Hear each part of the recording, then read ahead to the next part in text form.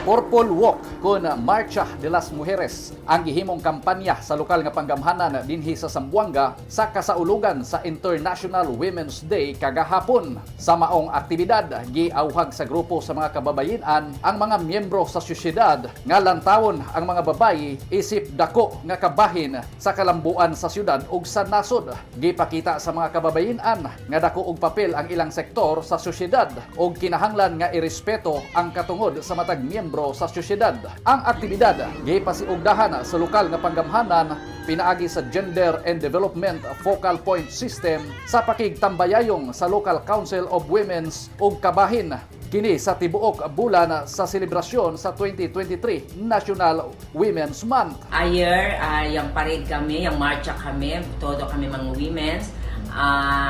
Yung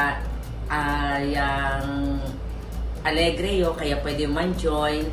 So, yung enjoy kami ayer na marcha. No? Si bien alegre, kaya mira kami kung mayor, tayo namin, yan join. So, bien alegre gad kami.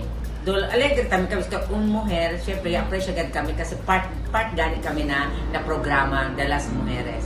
Si actually dalagan sila honor ko ng mga mujeres. Siguro entire ano agad sa ele kasi celebration. So, thank you gayod kay at least partisipa kami.